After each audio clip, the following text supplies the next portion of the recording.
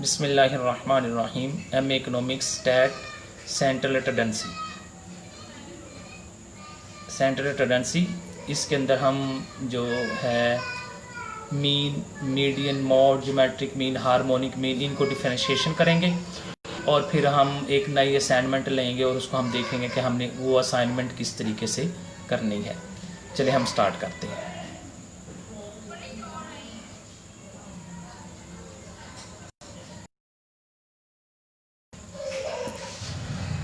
Central tendency है क्या? Central tendency single value को बोलते हैं जो कॉमन है।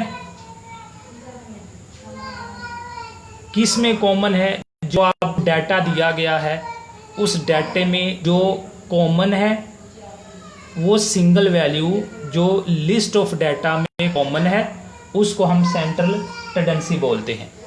क्लियर है पॉइंट यहाँ तक? अब हम अगली बात करते हैं कि ये जो सिंगल वैल्यू है इसको हम मालूम करने के हमारे पास जो तरीके हैं वो कौन कौन से हैं। इस सेंट्रल टेंडेंसी को मालूम करने के जो हैं वो एक आपके पास आ जाता है मीडियन, एक आपके पास आ जाता है मोड, एक आपके पास आ जाता है अरिथमेटिक मीन,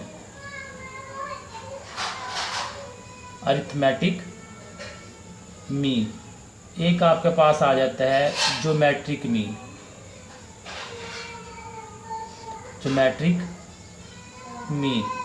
एक आपके पास आ जाता है हार्मोनिक मीन,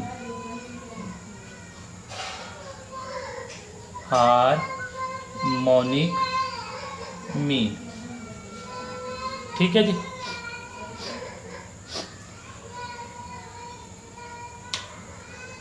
मीडियन डाटा के अंदर जो लिस्ट ऑफ डाटा है उसके अंदर आप ये चीज देखते हैं कि इसमें जो सेंटर जो मिड में वैल्यू आती है वो कौन सी है।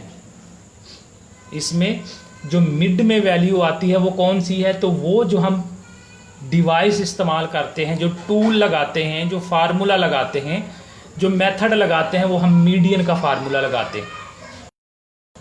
ठीक हो गया। इस मीडियन के अंदर आपने ख्याल ये रखना है कि आपने डाटा को अरेंज करना है, अरे फॉर्म में लाना है, असेंडिंग ऑर्डर में या आप उसको डिसेंडिंग ऑर्डर में ले आए।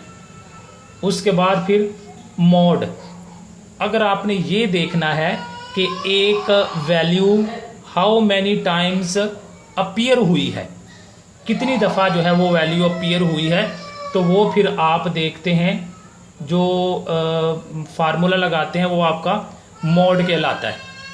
ठीक है, वो फार्मूला आपका मोड कहलाता है जिसके अंदर आप ये देखते हैं कि एक वैल्यू कितनी मर्तबा जो है वो अपीयर हुई है। मीडियन का आपको पता चल गया कि आप ये देखते हैं कि एक वैल्यू दरमियान वाली वैल्यू कौन सी है, मिड वैल्यू। फिर आप ये देखते हैं कि एक वैल्यू कौन सी वैल्यू ज़्यादा मर्तबा अपीयर हुई है, तो वो आपका मोड की मदद से आप मालूम कर लेते हैं। ठीक हो गया। अब ये जो तीन हैं ये तीनों इस्तेमाल होते हैं एवरेज के लिए, ये तीनों इस्तेमाल होते हैं एवरेज के लिए। अब इन तीनों का इस्तेमाल करने में फ़र्क है, इन तीनों के इस्तेमाल करने में फ़र्क है। अरिथमेटिक मीन कब इस्तेमाल करते हैं? अरिथमेटिक मीन उस वक्त इस्तेमाल करते हैं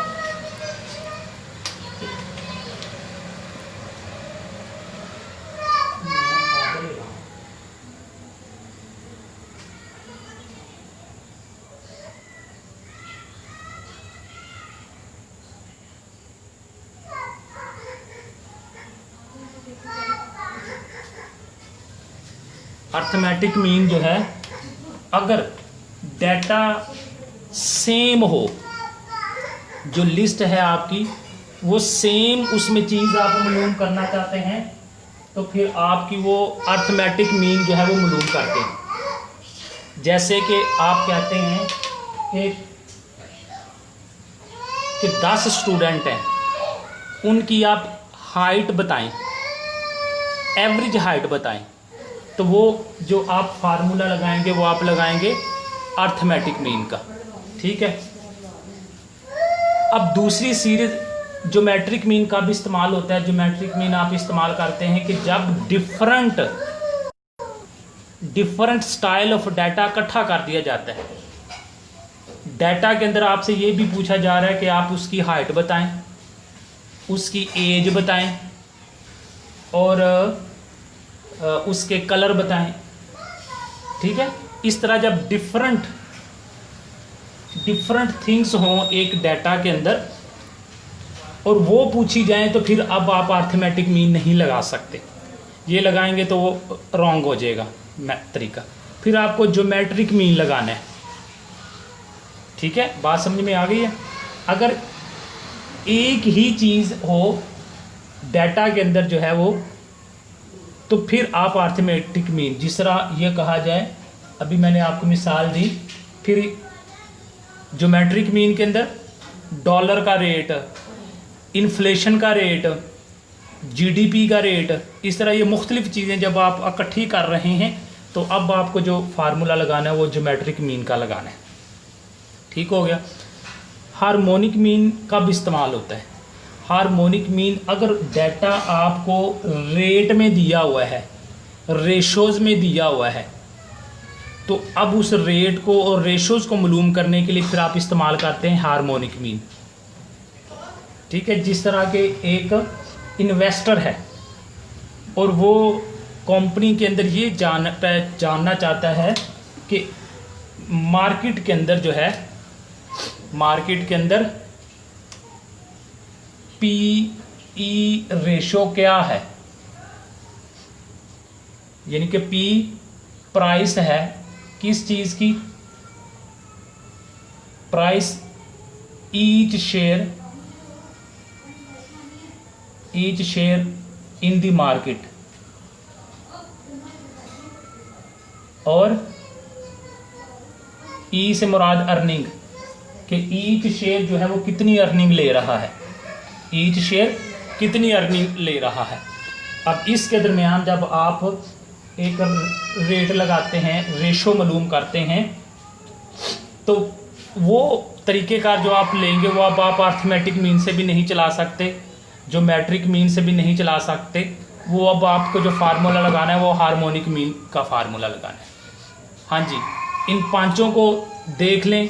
नहीं आपको समझ में आई कोई चीज़ की तो मुझसे पूछ लें कि ये जो फार्मूला है, डिवाइसेस हैं, टूल्स हैं, हर डाटा के लिए आपको मुख्तलिफ इस्तेमाल करना पड़ता है। अगर आपने ये देखना है कि ये जो आपको वैल्यूज़ दी गई हैं इसकी मिड वैल्यू कौन सी है, तो फिर आपको मीडियन इस्तेमाल करना है। अगर आप ये जानना चाह रहे हैं कि ज़्यादा मर्तबा कौन सी वैल्यू आई है, तो वो फिर आपको मॉड की मदद से मालूम होगा। अगर डाटा में एक ही चीज़ पूछी गई है तो वो फिर आप अर्थमेटिक मीन की मदद से मालूम करेंगे। ज्योमेट्रिक मीन, अगर डाटा में आपको मुख्तलिफ चीज़ें पूछी हुई हैं, मुख्तलिफ चीज़ों को इकट्ठा कर दिया हुआ है, तो फिर आपका ज्योमेट्रिक मीन इस्तेमाल होगा। और उसके बाद अगर आपने डाटा आपको रेशोज़ में दिया हुआ है, रेट में दिया हुआ है, तो फिर अब आप हार्मोनिक मीन इस्तेमाल करेंगे। यहाँ तक कोई चीज़ आपको ना समझ में आई हो, मुझसे पूछना चाहते हो तो आप मुझसे पूछ सकते हैं। क्लियर है पॉइंट? अच्छा, अब आपने अगला काम क्या करना है कि हम जो है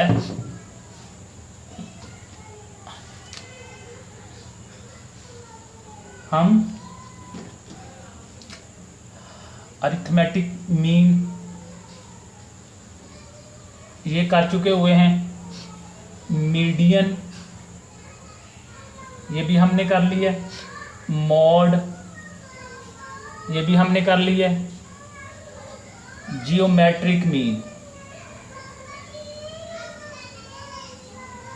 ये भी हमने कर लिया, हार्मोनिक मीन ये भी हमने कर लिया। ओके, अब आपने क्या करना है, सबसे पहले इनकी आपने एग्जाम्पल जो मैंने आपको करवाई उसको आपने अच्छे तरीके से करना है। दूसरा काम, इसकी एंड पे जो एक्सरसाइजेज दी हुई हैं वो आप करें, एक्सरसाइजेज दी हुई हैं वो अपने तौर पे करें। कल इंशाल्लाह ताला मैं इसकी आपको एक्सरसाइजेज भी करवाऊंगा। ये काम है आपका, इसको पहले अच्छे तरीके से समझ लें, फिर आपने इसकी एग्जांपल करनी है, फिर अपने तौर पे इसकी प्रॉब्लम्स आपने करनी है, जो जिसके अंदर अर्थमेटिक मीन है, मीडियन है, मोड है, ज्योमेट्रिक मीन है और हार्मोनिक मीन है। ये आपका काम है। कल इंशाल्लाह मैं फिर ये आपको एक्सरसाइजेज भी इसकी करवाऊंगा। नेक्स्ट जो आपकी असाइनमेंट, वो पहले वाली जो मैंने असाइनमेंट दी हुई है उसको पोस्टपोन कर दो, वो नेक्स्ट इंशाल्लाह ताला हम इसके बाद वो लेंगे। बुध को आपने मुझे जो है वेडनेसडे को डे को जी आपकी असाइनमेंट होगी। कहाँ होगी ये? आपकी कॉन्फ्रेंस कॉल की मदद से होगी।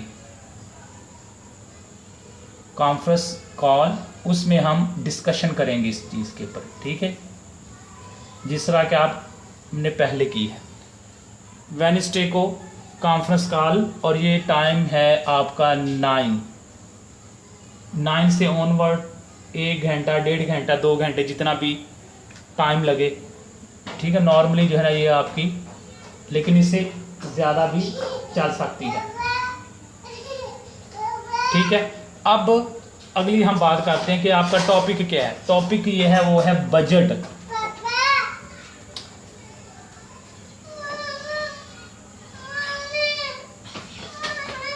आपने बजट करना है, ये जो अभी आया है 2020 टू 2021, ये आपका टॉपिक है।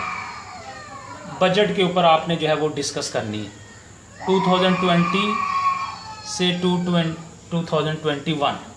इसके अंदर आपने बताना है अब किस तरीके से आपने क्या तैयारी करनी है इसकी। पहले आप जो है वो उसकी जो है स्पीच सुने, स्पीच को आप सुने पहले नंबर पे। दूसरे नंबर पे फिर आप रिटन मटेरियल लें, रिटन मटेरियल लें आप। इंग्लिश की सूरत में जो है वो इस्तेमाल करें, वो ज़्यादा बेहतर है। ये सारे का सारा इसको पढ़ें, क्या दिया हुआ है इसके अंदर। खुसूसी तौर पे जो है वो इन सेक्टर को देखें। एग्रीकल्चर के अंदर क्या बात हुई है, इंडस्ट्री के लिए क्या बात हुई है, सर्विस के हवाले से क्या बात हुई है, एग्रीकल्चर के ऊपर क्या डिस्कस हुई है, इंडस्ट्री पे क्या हुई है, सर्विसेज के हवाले से क्या बात हुई है, प्रोजेक्ट के हवाले से क्या बात हुई है, ठीक है।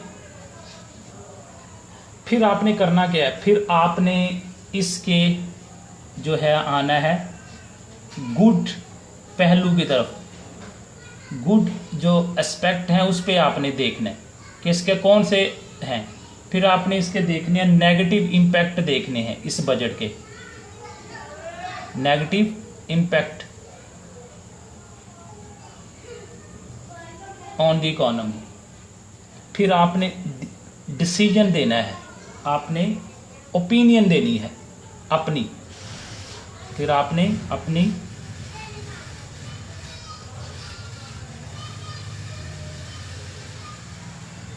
अपनी ओपिनियन देनी है कि आपके ख्याल में ये बजट कैसा है, ठीक है। फिर आपने ओपिनियन देनी है कि आपके ख्याल में ये बजट जो है वो कैसा है। ये आपका काम है सारा, ओके। गुड एस्पेक्ट आपने बताने हैं, उसके नेगेटिव इम्पैक्ट बताने हैं, फिर आपने इसकी ओपिनियन देनी है कि ये बजट आपका कैसे है।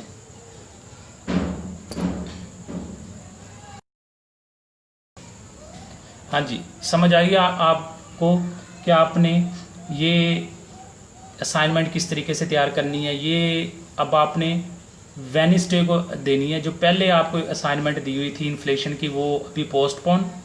पहले नंबर पे आप इसके ऊपर जो है वो प्रिपरेशन करें, इसके ऊपर स्टडी करें, देखें इसके अंदर इसको वीडियो भी सुने, देखें, फिर इसकी जो रिटन स्पीच है वो भी आपको मिल जाएगी रिटन पे, उसमें FBR पे देख लें। फिर मैं भी इंशाल्लाह ताला आप लोगों को शेयर कर दूंगा। फिर आप लोगों ने खुद से अपने इसके पॉइंट बनाने हैं, पॉइंट बना के फिर आपने अपनी ओपिनियन देनी है कि ये बजट जो है वो आपकी नज़र में ये कैसा बजट है। ये आपकी प्रेजेंटेशन है जो आप लोग वेडनेसडे को देंगे जूम के ऊपर एक कॉन्फ्रेंस कॉल की मदद से। कोई चीज़ इसके हवाले से मुझसे पूछना चाहते हों जो आपको ना समझ आई हो, जो मैंने पहले बताया कि ये इस के ऊपर बजट के हवाले से किस तरीके से आप प्रिपरेशन करेंगे, आई होप कि ये आपको समझ आ गई होगी। कल इंशाल्लाह ताला हमने सेंट्रल अटेंडेंसी की प्रॉब्लम्स डिस्कस करनी है, तो इसलिए एग्ज़ाम्पल को आप अच्छे तरीके से कर लें। एग्ज़ाम्पल आप अच्छे तरीके से करेंगे तो प्रॉब्लम भी आपको हो जाएगी। और फिर नेक्स्ट को करेंगे जो रिमेनिंग टॉपिक्स हमारे रह गए हैं, जिसके अंदर कुछ हमने प्रॉपर्टीज़ करनी है, कुछ इसके दो एक रिमेनिंग पॉइंट है वो डिस्कस करके इंशाल्लाह ताला इस चैप्टर को भी हम वाइंड अप कर देंगे। आई होप कि आपको ये चीज़ समझ आ गई होगी। ये तमाम की तमाम वीडियोज़, इससे प्रीवियस वीडियो और इसके बाद भी जो वीडियो है, ये सारी की सारी आपको यूट्यूब चैनल के अंदर डे सीरीज़ की प्ले लिस्ट में मिल जाएंगी। एम इकोनॉमिक्स सीरीज़ और फिर ये की प्ले ऐड हो जाएगी। आई होप कि ये वीडियो भी आपको अच्छी लगेगी इंशाल्लाह ताला। नेक्स्ट फिर कल हम इसके जो प्रॉब्लम्स है उसको डिस्कस करेंगे। और कल आपकी क्लास जल्दी मैं लूँगा, वो मैं फिर आपको टाइम बता दूंगा, ठीक है। कल की क्लास आपकी जल्दी होनी है क्योंकि मैंने आउट ऑफ सिटी होना है, इसलिए फिर मैंने ये क्लास आपकी जल्दी लूँगा, टाइम मैं आपको बता दूंगा। ओके, बेस्ट ऑफ लक, अल्लाह हाफिज़।